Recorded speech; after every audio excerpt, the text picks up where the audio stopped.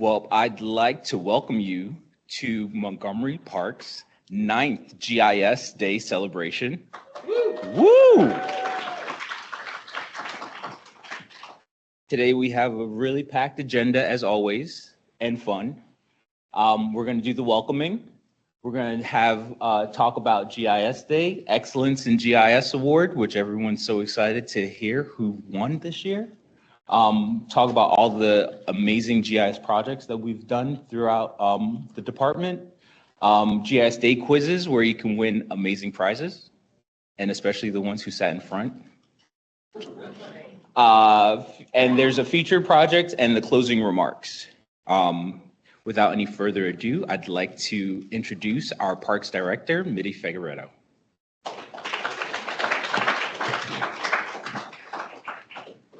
Thanks, everyone. It's wonderful to see you here today. I hope you've been enjoying the snacks. I think Jing is responsible for some of the baked goods. She's an incredible baker. But yeah, I've got my own little stash there, and I was going to eat it quietly like after all this. So welcome to this worldwide celebration, GIS Day. So I'm going to indulge myself in telling you like a short story. When I started law school in the early 90s, my first year of law school, I didn't have a computer. Like we didn't do, everything was done the old fashioned way. I typed my papers. And it was during my second year of law school that the law school contracted with Westlaw and Lexis, and they set up computer labs. And we went to the computer labs to do our legal research. You know, when you're a law student or a lawyer, a lot of your work is about researching precedents that are in the form of prior case law. And we did this by hand before. I was actually trying to remember what I did my first year of law school. I was trying to remember the mechanics of how I actually did legal research. I forgot so quickly. Just 1 year later, it was all online and we never looked back. And I feel a little bit this way about GIS. I don't know what we did without it before. I mean, it's the way we know what we have and where it is and what condition it is. I don't know how we would really get out of bed in the morning every day and do our jobs without GIS. It's become that critical for us. And it really is miraculous. The staff who make it work for us are doing work that is so critical to this organization. And without this technology and their ability to wield it, we would have a lot more difficulty in using our resources the way that we really need to. I've been making the point to park staff and to people out in the community that we understand that it is absolutely incumbent on us to use their taxpayer resources wisely. And this data and this technology helps us do that. It's not just about doing more with less. It's about using what we have efficiently.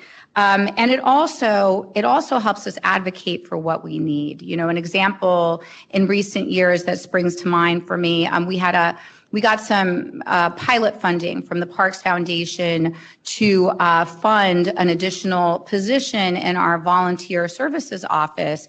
And after we had that position filled for a year, Molly Gallant was able to use the data that we had compiled from the addition of that position to show to the planning board and to the council in really concrete terms how much garbage we were able to remove from parks and how many hours of park staff time we were able to save. And as a result, we got another position funded in our budget. And more, without our ability to make arguments based on hard facts and data, we're really not going to be able to make that case effectively. So, you know, I am, as always, like every time I walk by these guys on GIS Day, they're like, "Are you excited?" I'm like, so excited. I'm beside myself with excitement, but I really am, because this work is central to what we do. I have the privilege of getting these quarterly updates from our data, our GIS and EAM teams. But this is the day where we all come together. We all learn about the importance of GIS and the work we do, and we learn from each other. So it really, truly is a celebration, and the baked treats don't hurt. They only help. So with that, I think, Darren, are you going to come up and say something? We'll hand this off to Darren.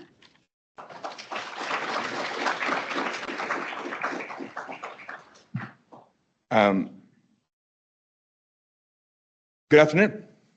And to check. Prior to a few minutes ago, the entirety of my notes said, Happy GIS Day. But I was able to scribble down some additional comments. So Happy GIS Day.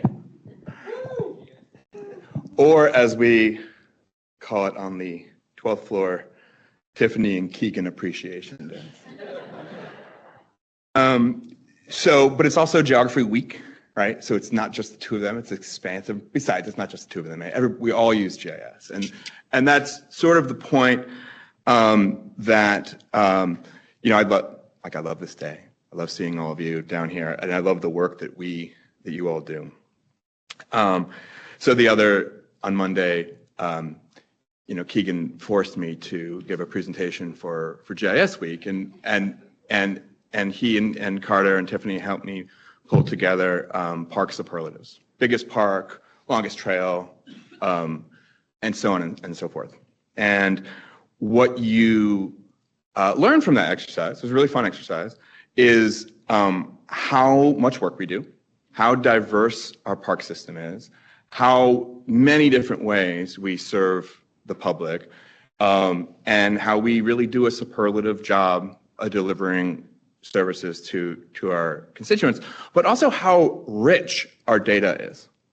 So we were able to pull trail data, GIS data on area and length of stream and stream quality and meadow acreage and playground data, how big our longest slot. And it turned out actually to be a combination of really detailed and robust data sets and staff knowledge. And the two can't exist separately. You need the kind of the staff knowledge and thoughtfulness and ability to sort of interpret the data, but you have nothing to interpret if you don't have the data sets. And we have so many incredible data sets that I think would put most departments to shame. In fact, a year ago, the rec department said, hey, we got to give this presentation. You guys have anybody who could map our rec centers? And I said, yeah, I'll send it to our data team. She said, team? You have a data team? And of course, I was talking about a bunch of people that sit on the 12th floor who are our data analytics team. But then you go to this room, and it's like, no, our data team, our GIS team is 30 people deep. And can you hear me in the back? You're part of the GIS team. We're all in this room and online because we're part of our data team. And again, I don't think there are many departments out there that probably are celebrating GIS Week right now or Geography Week, and are certainly not doing it with the kind of the depth of talent in the room that we have. So, yay. But it's also really important that we're in this room together right now because of that dreaded word, silos. We got to break those down. Where's Chris? I was just talking to Chris, and I was like, how's everything going? How well do you feel like you're communicating with folks in the department? He said, okay, in the whole department. Well, pretty good, really good relationship. And he named a couple of departments that things are going really well. And I said, if I'd asked you that 3 years ago, if you're giving us an A now, if you're giving yourselves an A now, what grade would you have given 3 years ago? And he's like, it wasn't as good. We're doing better. We're talking more. We know each other. And he said something that many would really appreciate is it helps the taxpayers be redundant. We should be working. They did something last year. I shouldn't be doing it this year because I didn't know they did it. Right? So it helps us be more efficient and helps us, deliver, which is the reason we wake up and come to work every day. So I think that's the end of my notes. But I'll say, working in a silo is relatively easy. Being really good at the thing you do and having that be the only thing you do is relatively easy. Working with everybody else to make sure the thing you're doing is working for them too, that's hard. So being in this room together, making sure we're talking, coordinating, and celebrating is really important. So to thank you very much for the work that you do.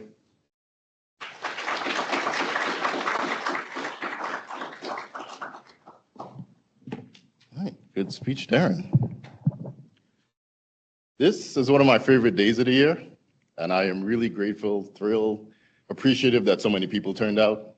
It's a day that's celebrated by students, GIS and data professionals, GIS enthusiasts, and GIS lovers.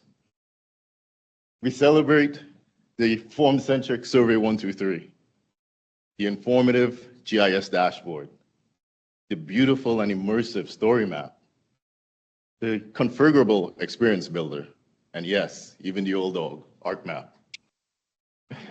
We're here to celebrate all things GIS.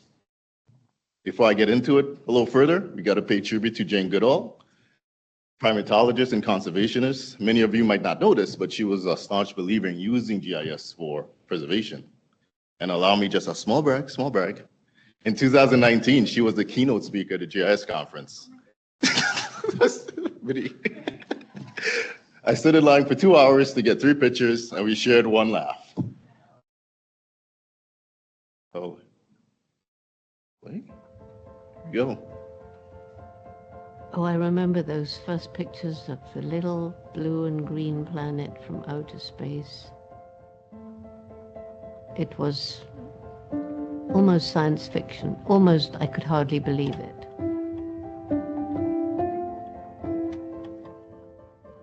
Seeing for the first time the extent of deforestation.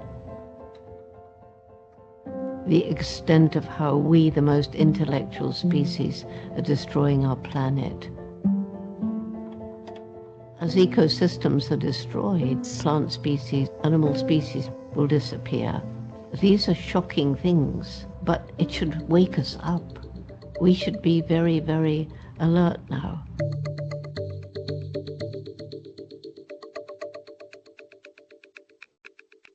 Gombe is the smallest national park in Tanzania.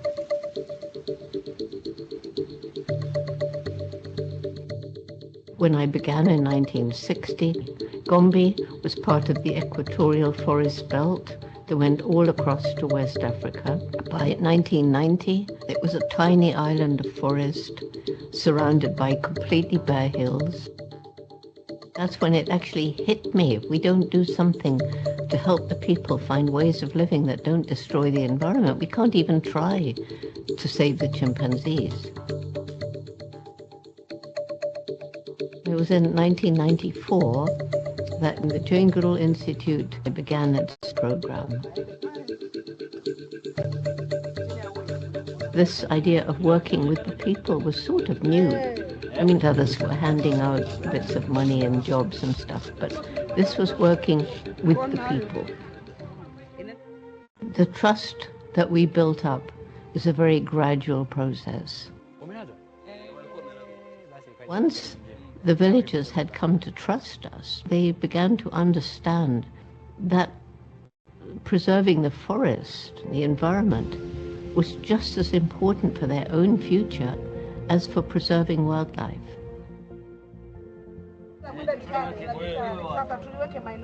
They got together all the data that they have decided is important, whether it's an illegally cut tree, or whether it's the sighting of a chimp nest. The volunteer monitors all record the same things. They enter into the smartphone all the data, plug in, and upload it. GIS helps us see a picture of the environment that we cannot see from down on the ground. That information becomes available to JGI, to the village leaders, as part of a picture of what's going on around the globe.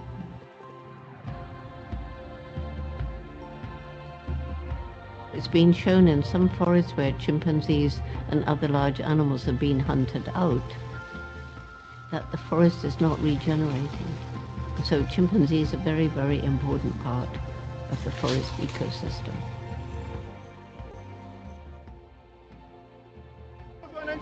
Indomitable human spirit. the resilience of nature, the energy and commitment of youth, this incredible intellect. Those are my reasons for hope. If we get together now, it's not too late. We can solve the problems. We can, we must, we will.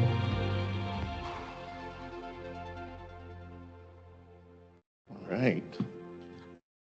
And apologies for the quality of the video. YouTube has really cracked down on their downloading.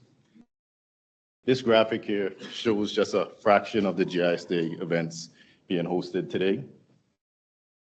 Bogota, Colombia. Bamako, I'm blanking, but Mali. Bangui, the Central Republic of Africa. Birmingham, England. Budapest, Hungary. Baku, Azerbaijan. Bangkok, Thailand. Brisbane, Australia. Boulder, Colorado. And the best one, in my opinion, the one in Wheaton, Maryland. Now, I admitted to really exploring this map on my weekends because that's what I do. Didn't get to do that this weekend, so I'm going to do that now with you all. I love looking at the clusters, the patterns of GIS Day. And we can see right here, Algeria, Morocco, Libya. There's a ton of GIS days going on there. Nigeria is another hotspot for events. And you can see right here, the population center along the Nile River going into the African Great Lakes region. There are a ton of events there. Moving into the Middle East and Asia, we could see Saudi Arabia, Yemen, Qatar. They're all a ton of GIS days. There's a cluster here in Jordan and another cluster here in Iraq. India has a good distribution of GIS days. There's another cluster here in the Punjab region of Pakistan.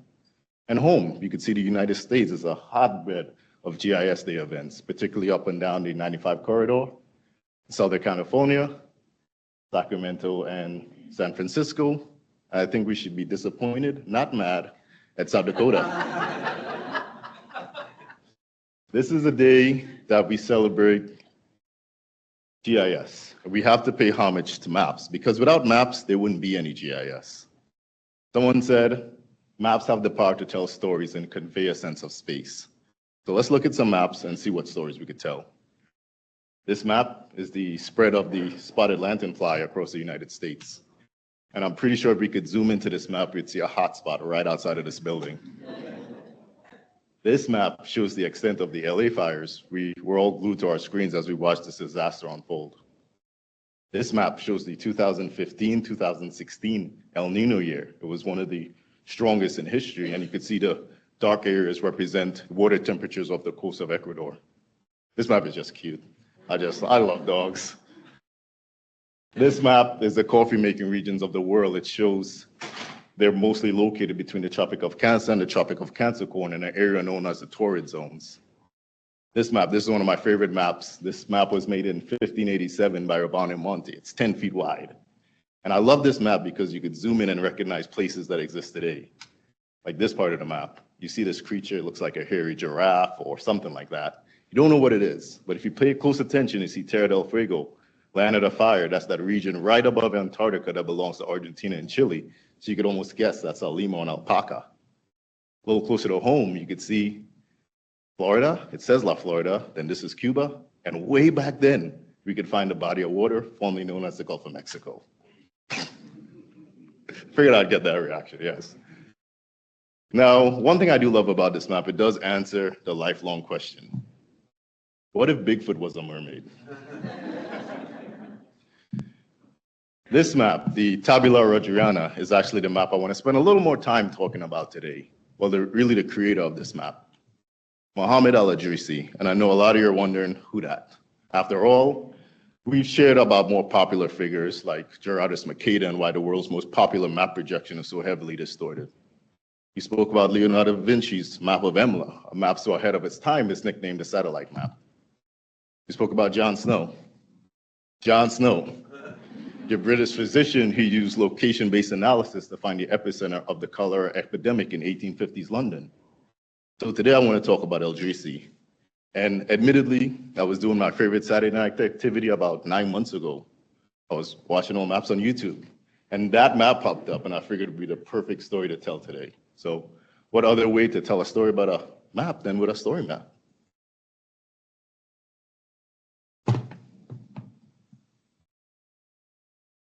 Maggie, I think I need a refresh. We were testing it out before we started. All right, so thank you, Maggie. There we go.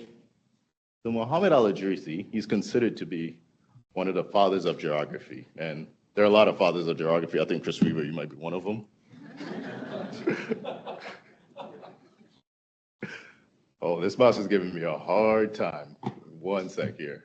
There we go. He was born in the 12th century in Ceuta, Northern Africa.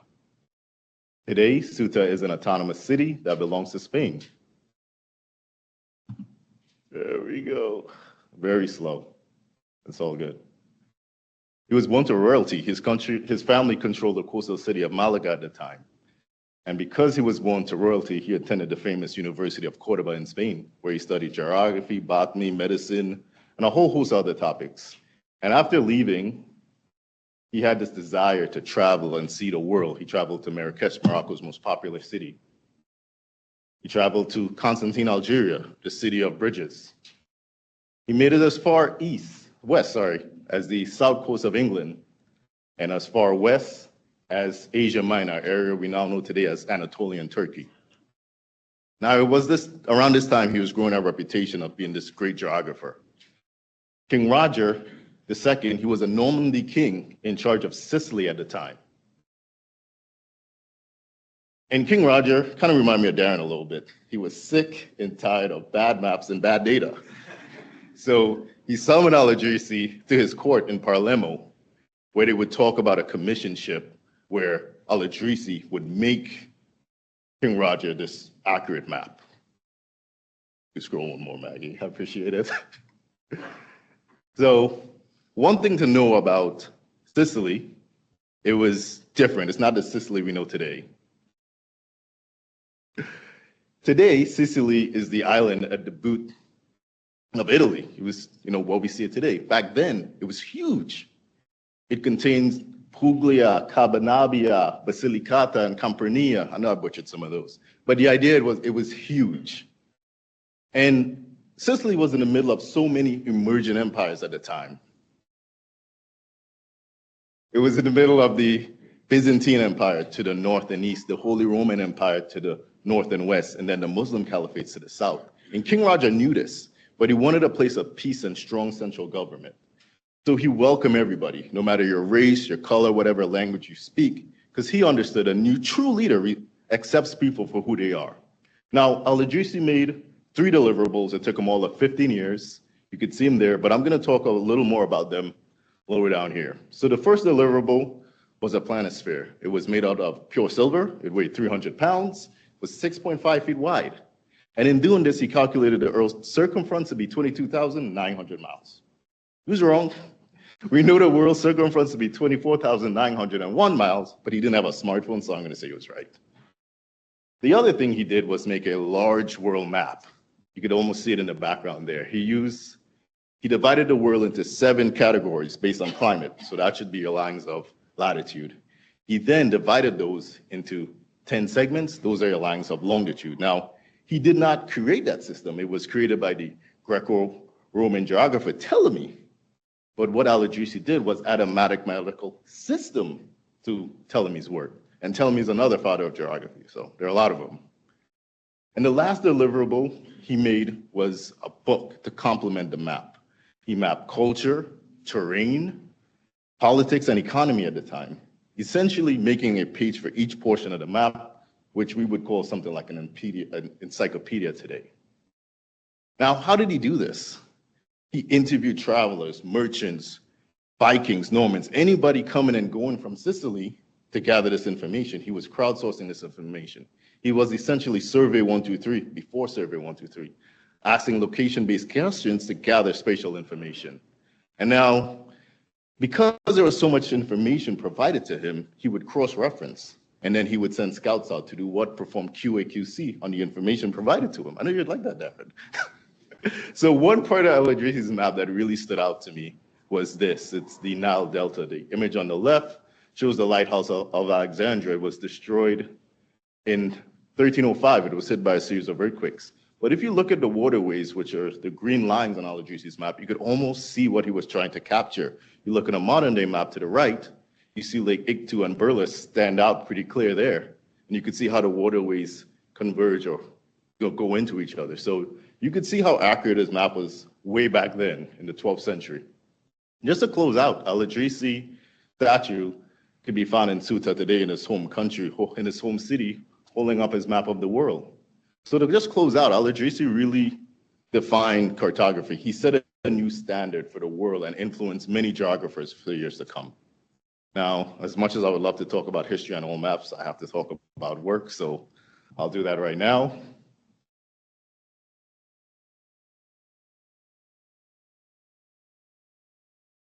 It was another good year for parks at the world's largest GIS conference, with just over 38,000 attendees from 167 different countries.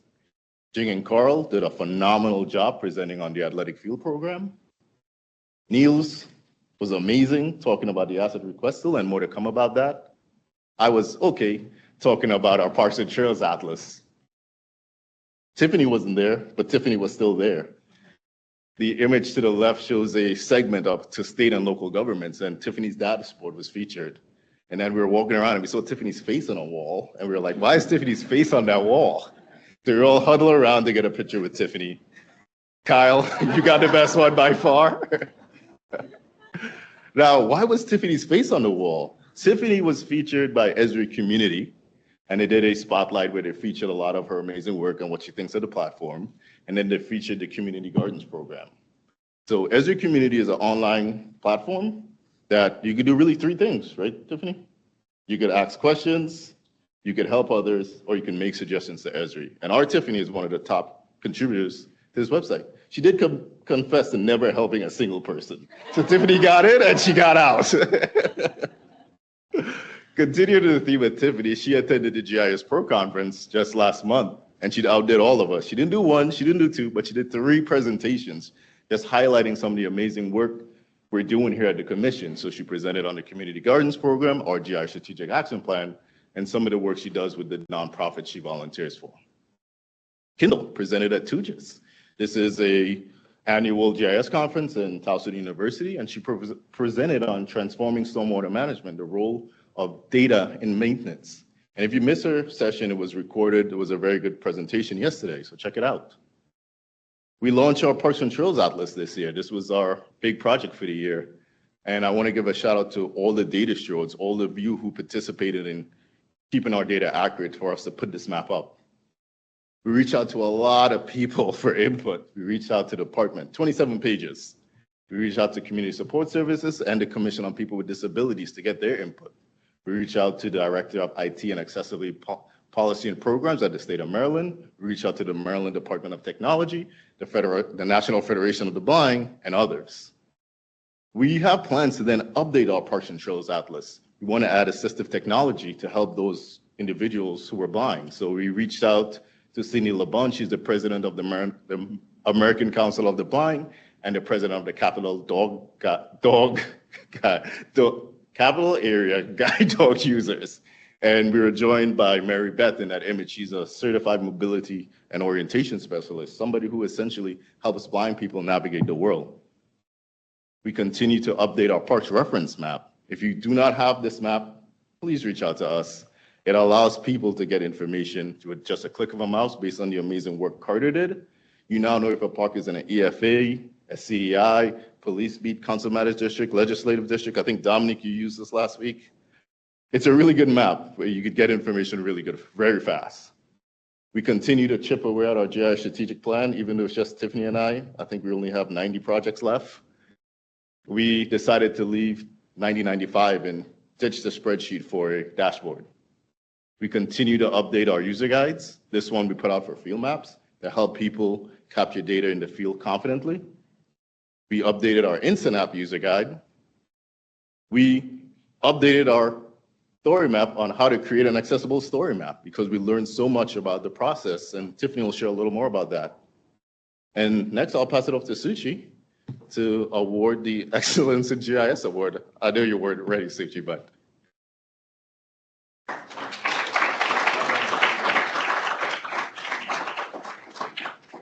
right. Well, yeah, that caught me by surprise, actually, a little bit. Well, I asked Keegan before the presentation, I said, when am I going? And he's like, right after me. I was like, darn. You did a great job. So every year I have the privilege to award the GIS, the Excellence in GIS Award. And this award is all about recognizing staff who use GIS to push boundaries to advance work programs. This year marks our 5th Excellence in GIS Award, and we are thrilled to present it to Jing Hui Huang.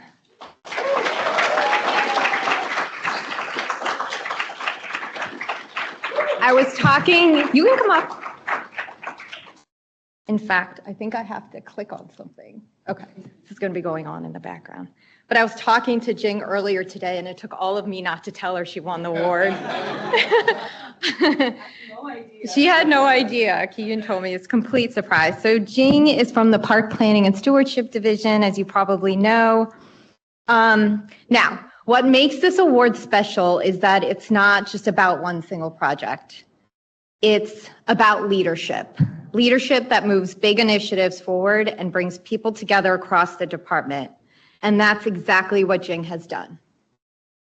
Jing has been a true data steward, making sure our asset information is accurate and accessible and always working closely with stakeholders. Her work on athletic fields and restrooms, which I think you can see in the back, shows how GIS can transform what we do through smart data collection, coordination, and clear communication. For athletic fields, Jing used GIS to analyze levels of service to find new ways to improve and expand public access. For restrooms, she is leading the process from start to finish on identifying all of our toilets to improve public access. If you didn't catch her toilet tracking tech session on Monday, you can watch it later. The recording will be out soon enough. And I don't want to share too many spoilers from the presentation, but fun fact, we have 806 permanent toilets. And we wouldn't know unless Jin worked on this. Permanent, yes. There are a lot of data points in our presentation that's very interesting. And the breadth and depth of this project, including the data collection analysis, is so impressive. Her dedication has set a new standard for how GIS can drive innovation and improve services for everyone. So please join me in congratulating Jing for her incredible contribution.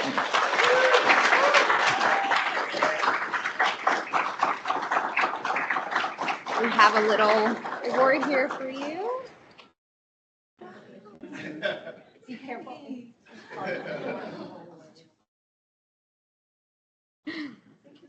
Of course, thank you.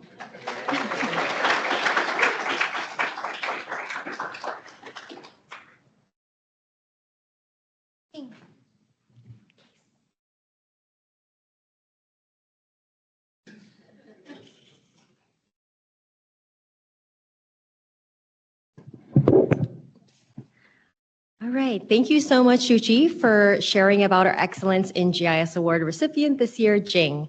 I'm now going to highlight some of those projects where Jing has played an instrumental and collaborative role, again, as Shuchi mentioned. Shuchi, you said it perfectly, but I'll add on to it a little bit.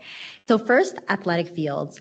This project has completely transformed in the last couple of years. Jing and her team are now able to do so much more with the data, identify trends, run analyses, understand what areas and neighborhoods are served or what areas need to be prioritized, and more. I do, of course, want to recognize others who were involved in this effort, including, of course, Carl Weber. We've got the MCPS field team, we have the permitting office, and again, everyone who was involved in making this project a success. And as you already know, we'll be talking about restrooms. I'm sure we've all been in a situation where we've had to find a bathroom, and now we know exactly where they are in our park system. Thanks to Jing's project leadership, this project has aided in department-wide collaboration including with operations staff, and has provided valuable and new data and insights for everyone. This project not only benefits the department and our internal staff, but the public as well. And so transitioning a little bit to Jing's role within the park planning section, I can't speak to everything that she does with action. We also want to recognize her for her technical expertise, her coordination, and bridging our teams together with technology and shared goals. Our teams work very closely together to achieve those goals related to assets, analyses, and other department-wide projects, and the role Jing plays is no small feat. So again, please join me in giving another round of applause to Jing for receiving our award this year. Now, as many of those projects related to our assets, I'm excited to share more about our improvements made to our park assets this year. When I first started at Parks 3 years ago, and I can't believe it's already been 3 years, I only worked tangentially with assets. For example, community gardens inspections or piloting our first kiosk and mapping program.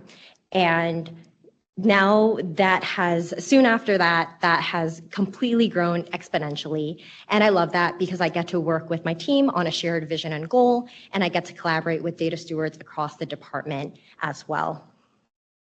And so I do want to highlight some of the priority assets that we've worked to improve this year. But before I get into that, for a couple of years, we actually had to take a step back and work to create a framework and foundation for all of our assets so that we've been able to apply that to our assets in full swing.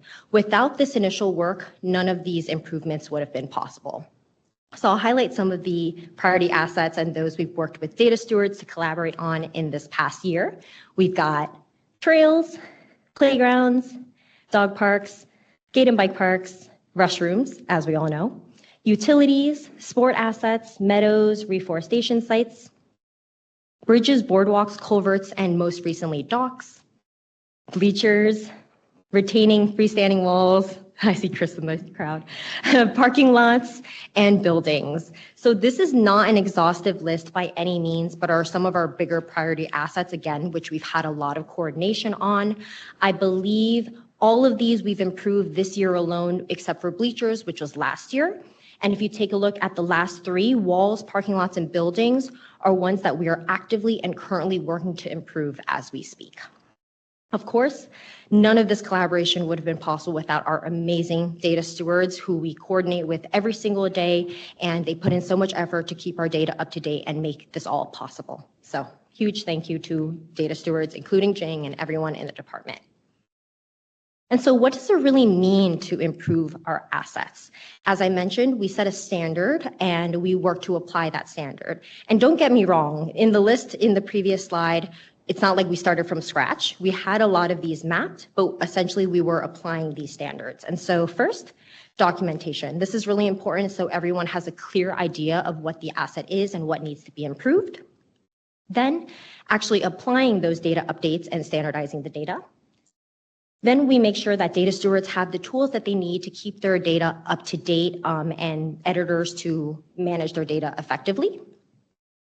From a technical lens, then connecting our systems of GIS and EAM together. This is also no small feat due to recent advancements and adoption in technology by our team. This would not have been possible 3 or 4 years ago. And then, of course, the work does not end there. We do ongoing coordination, communication with stewards, and make sure we can improve their data as needed. So I do want to share that we actually, speaking of connecting our 2 systems of GIS and EAM together, we have 94 categories or asset types fully integrated. So again, much more than what was on the previous slide. And that includes assets that are bigger, like playgrounds, to smaller assets like benches, signs, kiosks, art structures, grills, picnic tables, you name it. So all very important assets to make sure we have tracked in our system. And a special part of the asset coordination effort and an offshoot from that project is the asset request tool project. So the asset request tool is a tool where staff can let us know of changes to our asset inventory easily and efficiently. I won't get into this too much more because we have more to come for the asset request tool. But you can see here that we have 900 requests, actually over 900 requests since I took this screenshot. And so we've only rolled this tool out to a small group of people within the department, so you can really see how impactful this one tool really can be. So now pivoting to our Parks and Trails Atlas, as Keegan mentioned, this was a big project for us this year, and this was really revamping and recreating our Parks and Trails Atlas to be more accessible and to use parks managed data. Without our asset improvements, this project would not have been possible. With the outreach Keegan shared earlier and our efforts to improve accessibility, this was a big undertaking, but a very rewarding project. Similar on the lens of accessibility, I want to talk about the Untold Stories interactive map. For those of you who may have attended Elena's session on Monday, you've heard more about it. But essentially on last year's GIS Day, I talked about how Elena was mapping all of our Untold Stories locations, which are locations that tell the story of our county's history. This year, we sought out to create an interactive map. So Elena's vision of the design came to life. We built this in Experience Builder, and we got it tested for accessibility, which was a first for Experience Builder. And as many of you may already know, happy to share that it is now live on the website as of last month. And so taking a step back, as both of those projects were related to public-facing maps, we have learned so much about accessibility in the last few years and about the guidelines and criteria that we should follow and aspire to be. And I want to share a little bit about the parks process that we've come up with, which can take anywhere from 3 months to upwards of 6 months to complete. So we'll work with staff to create an app based on their vision for the broader public. We'll get it tested by Equal Entry Accessibility Testing, who's our vendor that we've been working with in the last couple of years. Keegan and I will sit down and review the results and understand where on the level of severity it falls. Then we'll set up a remediation meeting with Equal Entry and make sure we have our questions out of the way and make sure we're understanding what issues came up. Then we'll go ahead and fix any possible issues that are within our control. If there's anything that we are not able to fix, we promptly log them with Esri so that they're in the system. And we actually have 27 and counting, and each of these is a separate case where we communicate directly with Esri staff to let them know of what the accessibility issue is and what we need to resolve. From there, we'll go ahead and resolve additional issues that we are able to, whether with Equal Entry or with Esri. I also want to mention here is we are in direct communication with Esri through multiple pathways. So we have the issue portal, but we also have Esri Community, which I was featured on, of course. And Esri staff are very receptive to a lot of the suggestions we provide on that platform. And then finally, we also have direct communication with various teams within Esri, again, where we can provide suggestions for improvement. Then we'll receive an accessibility conformance report, which essentially lets us know the results of the accessibility testing, including the issues that were found and the issues that we were able to fix.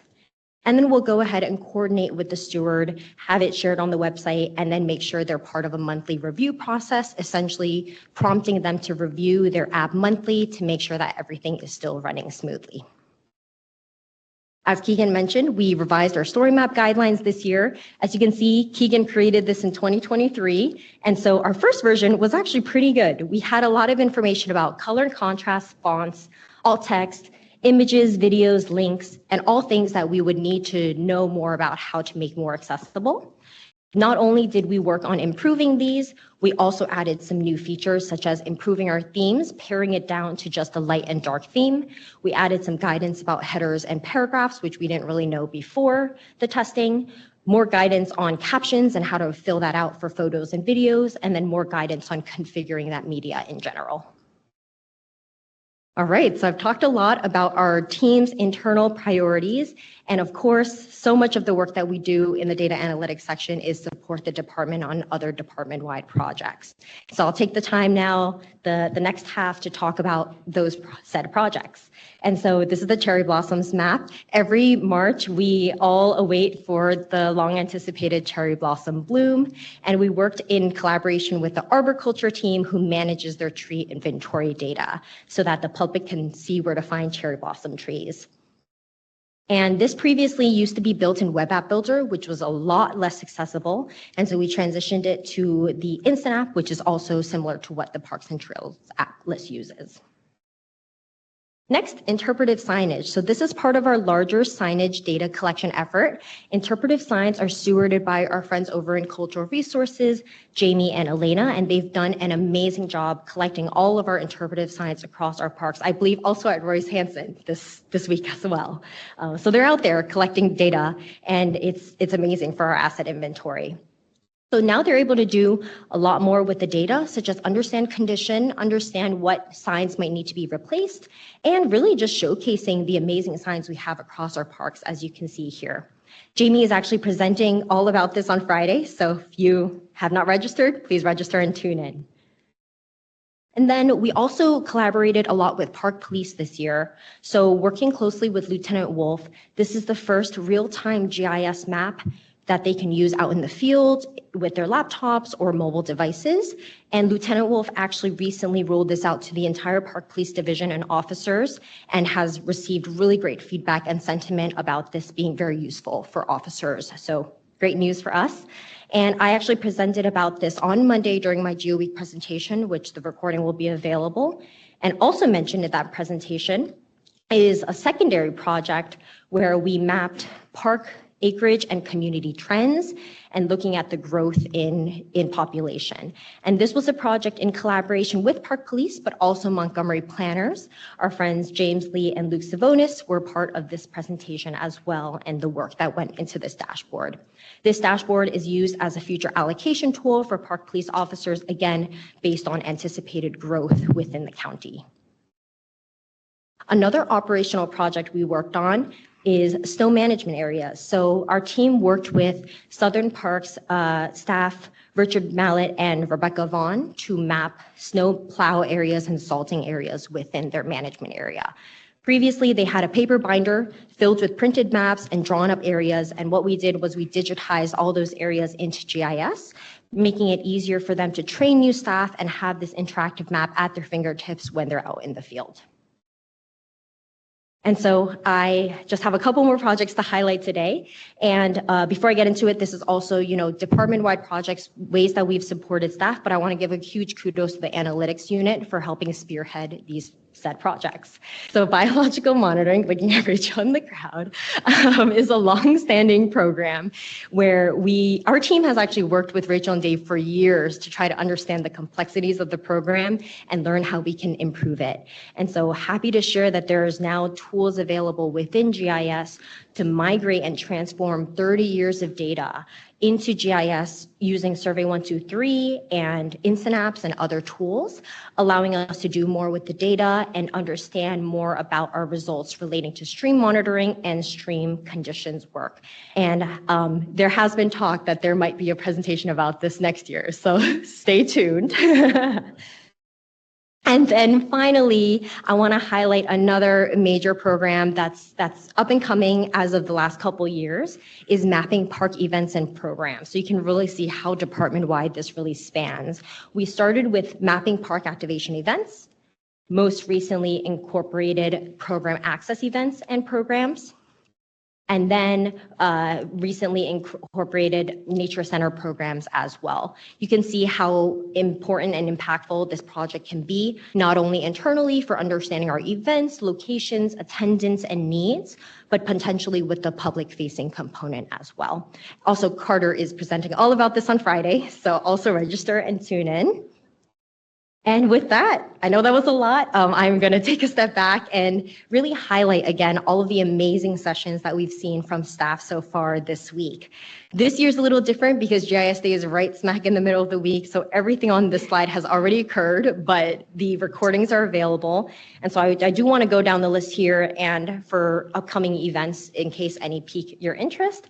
But on Monday, we had Deputy Director Darren Fouché, as he mentioned, Park Superlatives and Parks Trivia. We had Keegan presenting the Parks and Trails Atlas. I presented Park Police Operations with GIS with a feature from Lieutenant Wolf, James Lee, and Luke Savonis, being presented on mapping parks restrooms, and then Elena presented on Untold Stories. On Tuesday, yesterday, we had GIS mapping and EAM with Niels and Alicia from our team. We had What's So Important About a Wall by Chris Weaver. Engaging rural communities with GIS in Mount Desert Island. For those of you who may have worked with Suzanne Paul in the past, she came back as an external presenter. And then on yesterday, we had Transforming Stormwater Management presented by Kendall. Then this morning, we had Esri AI Assistance in Action presented by our friends over at Esri, who are also in the crowd right now. Thank you for being here. And Putting Yourself on the Map, How to Leverage Story Maps with Jen Sims. And so upcoming, these are not too late to register, so please register when you get a chance. Tomorrow, we have ArcGIS Pro Model Builder for Quality Control. Our friend Luke Savonis over in Montgomery Planning will be talking all about that. Smart Trails Using GIS to Enhance Trail Ranger Program by Anna Lee. Cartography Basics in ArcGIS Pro by your one and only Kyle Lukix. Using GIS to Manage the Forest Conservation Law with Kara Farthing and Reagan Ogburn from Montgomery Planning as well. And then closing out the week with a bang, on Friday, we've got Carter with Park Events and Programs. We've got Concept Review or Dashboard Overview with Doug and Jackie from Resource Analysis. All A's using GIS to get the perfect grade in CRS Outreach and Stewardship with Jamie Ferguson from Cultural Resources. And then finally, closing out with Open Area Analysis and its use for parks planning with Diana Rose from Natural Resources. And with that, we've got the QR code here for anyone who wants to scan. That's where you can go and register for events if you haven't already. And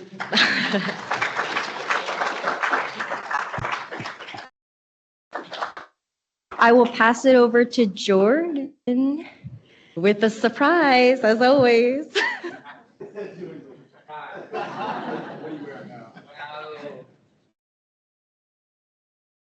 What am I wearing? For those of that weren't at Climb, you can go look up the photos. I'll just leave it at that. We're moving on to the quiz. Everyone's favorite portion, I believe, the GIS quiz. Get your phones out. Those that are at home, I think you need to get your phones out as well to scan the screen, or you need to go to Play Booklet and enter, so it's booklet.com. Is that you can just go straight there? Yeah. Okay.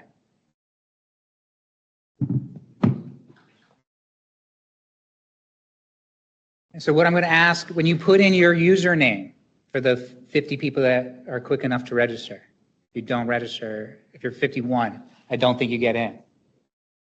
Make them unique usernames. Make them, something we might still be able to pick you out of a crowd as well. All right. Okay, Jackie. All right, you could be literal too. Just straight name. All right. Not Keegan. There we go. Someone is able to do a strike through on your letters on your name. Okay. I feel as though also there are, I've been asked to do this because I've also one of the more competitive people. You keep me out of the competition. But I do think Mitty's probably right up there. She might have to do the quiz in the future because I think she gets quite competitive. Blue, oh, it's blue. I was book it, Blukit. We're at 49. We're allowed to go over 50 this year. Oh, Keegan paid for it. This comes out of the parks budget. Okay, the GIS, they're swimming in it over in the GIS team. They got some extra funds. There are prizes. So I do want to say, I guess, yeah, Frank's, ooh la la, a mug, All right, we're right around 56. I'm going to take that as we're ready to go. All right. No. This is where I look at the judges for the Jeopardy music. Do we have that? No? Okay. I still see a camera up. Scan, no? Okay. All right, AG, CLS, JLB, JH, Chucky? I'm trying to think. Who's Chucky? Oh, Mr. Kynes, Chuck Kynes. Yeah, there you go. And I don't see him here though. Is that a nickname that you lean into? If you're a Chuck, you lean into Chucky? No? I heard a no. I didn't say no. I want to say that. I heard a no from the crowd first. All right. All right. Ready, set, we're going. First one. Who created the tabula Rodriana? Jeffrey Mason. Jeffrey Mason is Highlander. He's been around. No, I'm joking. All right. Waiting for the last few entries. Not Muhammad Ali is the other name you went with? That's outside league? Okay. All right. Muhammad Ali Idrisi is the correct 84.7? Okay. All right. Corinne. Yeah, it is done by speed. Okay, we're going straight to question 2. Where was he born? Where was Al Idrisi born? Gosh. No clue.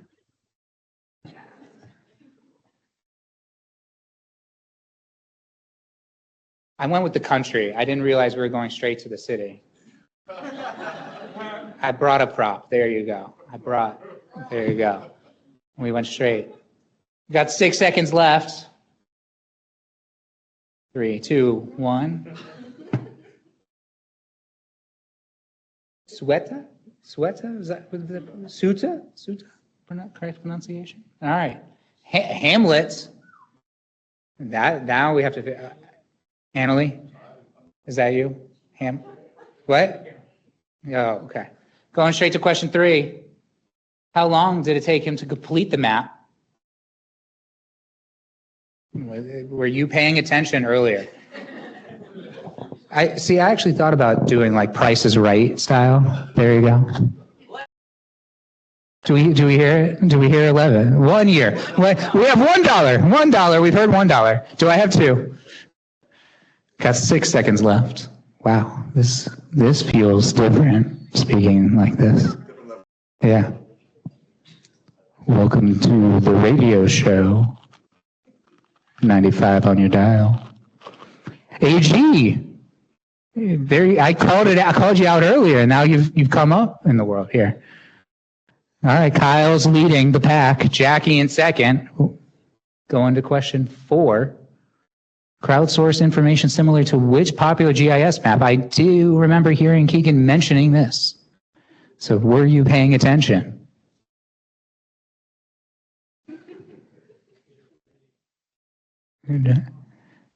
I feel as though you all are answering very quickly, which is great, but I feel as though people might slip on the button that they meant to press. Survey 1, 2, 3, 48. Okay, it goes very quick. I don't have enough time to like make fun of people for answering something incorrectly. Jackie's still in the lead. AG in second. Kyle in third. Going straight to the next question, which was not a park presentation at the 2025 GIS user conference. Oh, this is tricky. What? I'm not. We got, okay. Got 8 seconds. 4 people out there. Who doesn't have the answer in? Okay. Oh, Untold Stories was not presented. That's 45%. Got that correct. That one probably changed things up. Kyle got that correct. Oh, I heard Mitty just say that she dropped down to 30th. All right. Sorry, I called you out. I don't know why. I just... Now that I'm trying to move. Okay. Who commissions? I just distracted you. I apologize. John, can't there. I see Chris doing this. Can't see him. Slick Rick? Keegan, we need to have a conversation about these, like, misdirects. But we'll let that slide. Roger the Second of Sicily, also known as Roger the Second, also known as. I see Aaron was in there. Okay, number 2 on that one. All right, Jackie, we're heading into second to last question, the penultimate question. How many Geo Week sessions are we hosting this year? Do we, have to phone a friend? Uh-oh. Use a lifeline. There you go.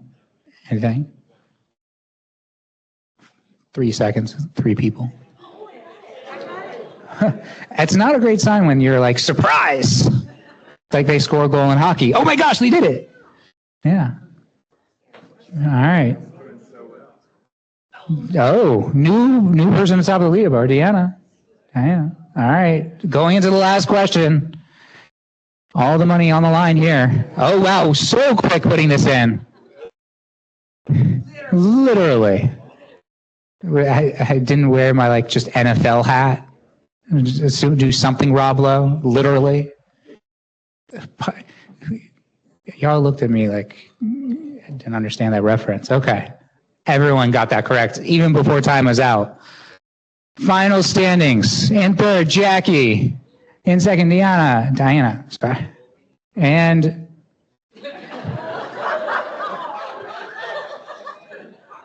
Muhammad Carter.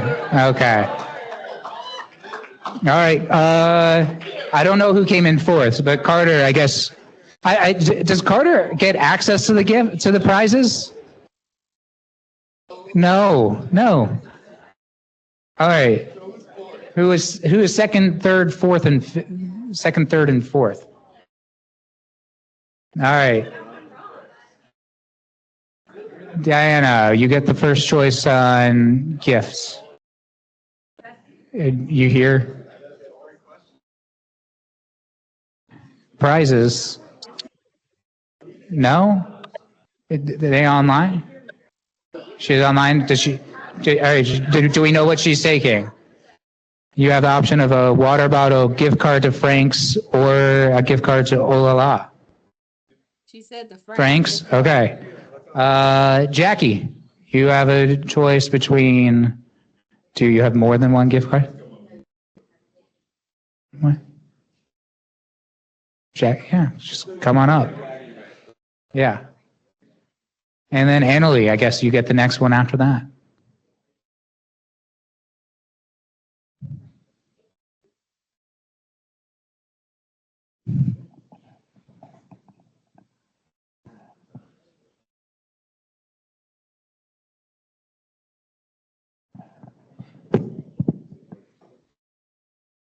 I guess, can we scroll down? I mean, I do have to let's look at the bottom. No. Oh, no. Deputy Dog in 18th. Bob Moss. Boss Moss. Okay. All right. Me. I am me. Okay. I take this as, finger slipped. You just try to get in a quick answer, pick the wrong one. Bink. I don't know who Bink is. Binky brought down the class average. That curve just came down. Okay, I got a funny reaction. All right. Well, thank you all for participating in the GIS quiz. See you again next year.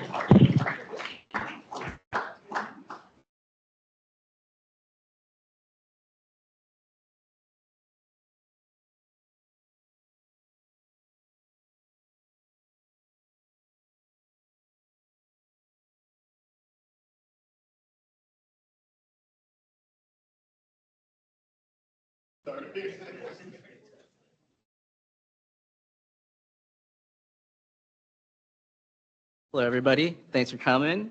We have the keynote project for GIS Day. That's the asset request tool.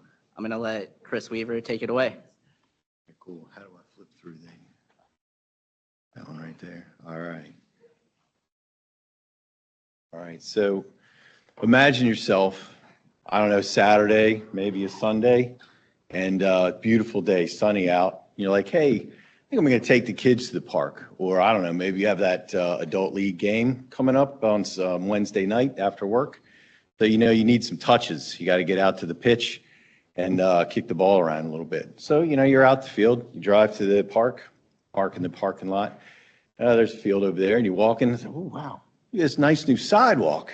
This is a nice side. It must have just been built. Interesting. You're walking along the path. 2 shiny new benches sitting there. Like, I wonder, I just want to check. Niels was talking about that really cool asset request tool. And I can open up the asset atlas and I can look and see if those benches have been collected yet. So let me just do that. So I'm going to pull out my cell phone. I'm going to have a little quick demo here. I'm going to pop up Park Asset Atlas. Takes a few seconds because we have a lot of assets now, so it takes a while to pop up. I'm going to hit that little Find Me button, and it's going to zoom me right there to Southeast Olney Park. And you can see that little blue triangle right there. That's an asset that has been requested. So I'm going to zoom in on that because I know that I'm right there. And so one of those benches was collected, but not the other one. So like, all right, I'm going to turn on this 2024 hybrid imagery just so that I can get the best stuff. And then I'm standing right there, and like there it is. There's 2 benches. The one wasn't collected yet, so I'm just going to go ahead. I'm going to scroll down and hit the Submit New or Missing. I'm going to click on that, and it opens up a nice survey 1, 2, 3. I'm going to type in my first and last name. It's really easy to use. Asset type. I'm going to scroll down. It's a bench. Just click that. Gives you a little asset definition there. The request type is install because it is brand new. So I'm going to use the map to pinch and zoom and find that bench. And then I'm going to tap the button down there and it's going to lock in that location. So now the X and Y is locked in. So now I'll check the park information. It already picked the name and park code for me. Gives me a little information about the asset. And then just going to type in a little quick description of the asset here. It's just a bench. It's right by the soccer field. Should have said pitch. My son would be disappointed. What is the material of the asset? So it's a metal bench, has wood slats. I'm going to say metal and wood. I don't know when it was installed, so I'll leave that alone. I'm going to take a quick photo. There's that sunny day. Look how beautiful it is. Nice bench. So I take a picture and I hit use. And now that photo is already uploaded. So what it's asking me here is who owns or who manages the asset. So I'm clicking on it. It takes a second sometimes for the little pull down to come in. So I know that we own it because it's in our park. So I'm going to pick M-NCPPC. I don't know who manages it, so I'm going to leave that blank, or who manufactured or distributed it because it's already existing. And it is not part of a project closeout, so I'll leave that as no. I hit submit. And then that's it. It's already been submitted. And then it reloads the app for me. And I just want to show you that I'm going to go back down to the screen and it opens up the atlas again. I'm going to zoom in real quick. And you're going to see right there, bam, 2 benches have been requested. So the data is already in the system, and then it goes to Niels to verify. Yeah, man. Yeah, thank you so much for the demo, Chris. So that was the asset request tool. And we first showed you this tool 2 years ago. So just to, bring you up to speed, a lot has happened in the last 2 years, if you don't remember us presenting on this. The asset request tool is a survey using survey 123 built into that web map right there, the Park Asset Atlas. And we created this to just help us with our communication with asset updates. We wanted it to be crowdsourced, so we want as many people to be able to use this tool as possible. We want to cast a wide net in all of our parks to update us on assets. It significantly increases the ease and speed of communication of asset updates. Before this tool, I would sit down with individuals that had the time to give me asset updates where I would pretty much scroll through a map asking exactly where that bench playground was and then validating that information. It took a ton of time.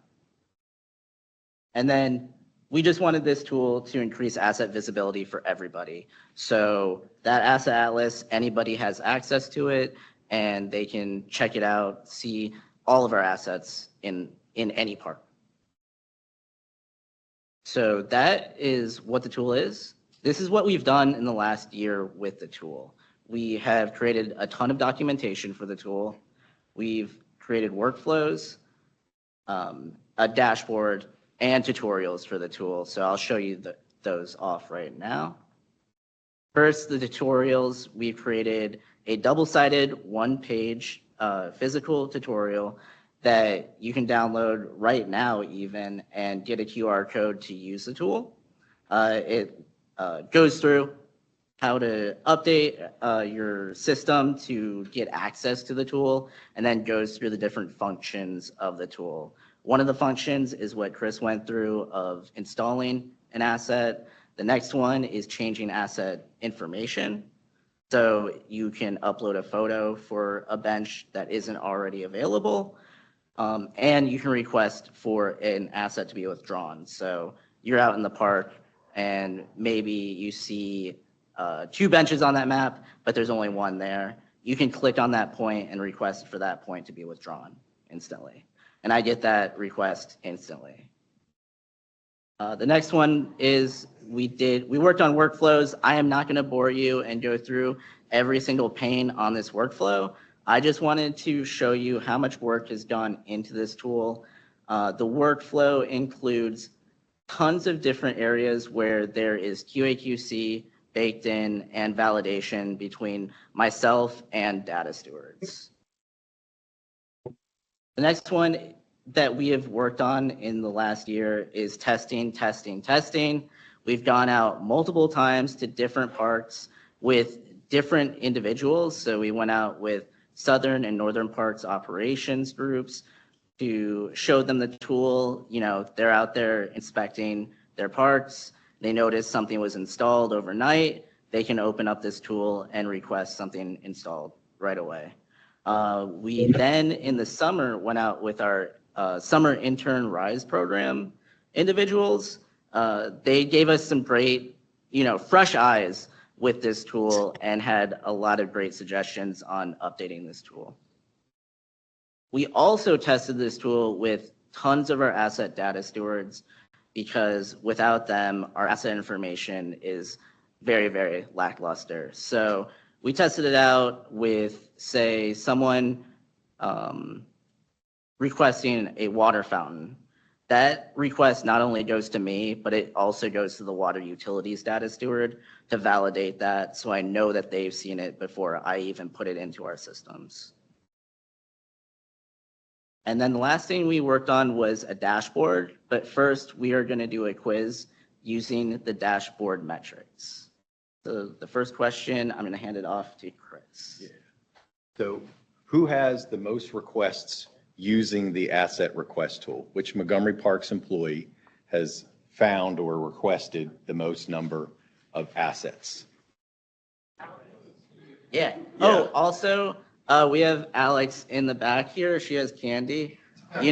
She hears someone give out the name or the right answer. She's throwing candy out, so. Not me. Not me. Anyone?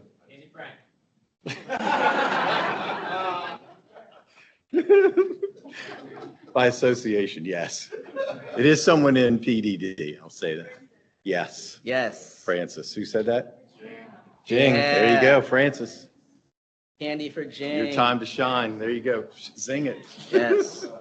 So the answer is Francis. Yes. I don't know if she's here. Is she here? She's not. Okay. Well, if she is somewhere listening, huge thanks to Francis. She's gone out to so many parks and she has put in over 300 asset requests with this tool.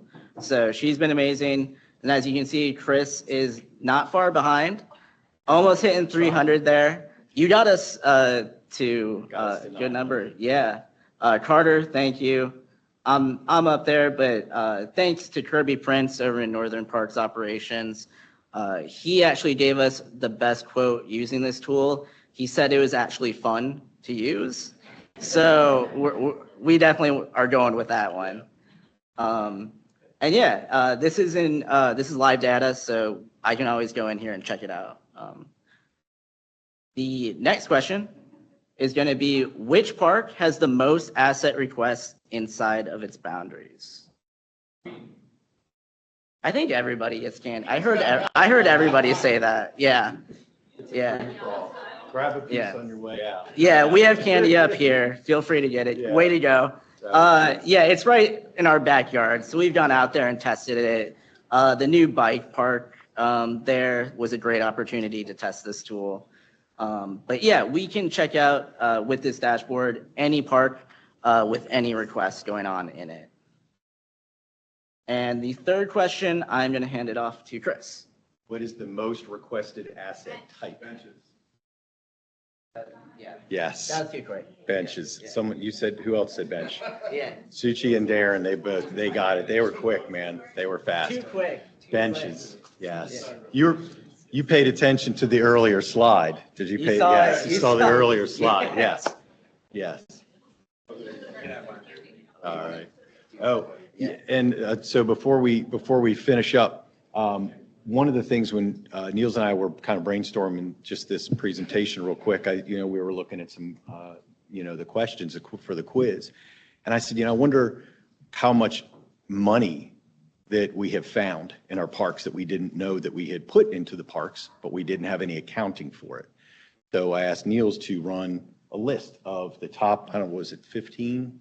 Was it 20? So there were 20 different assets, and I came up with a median cost, did some quick dive, median cost of each one of those 20 assets, and we were well over $950,000 worth of assets that we did not know we had. They were out in the park somewhere, but they weren't in EAM. We couldn't issue a work order for them. So now we have an accounting for almost $1 million more worth of assets. So it's a pretty big number. Yeah. Thank you. And then just to see the dashboard again. Yeah, it's beautiful. Thank you so much, Tiffany, for getting this set up. Yeah, and that's our presentation. Thank you so much.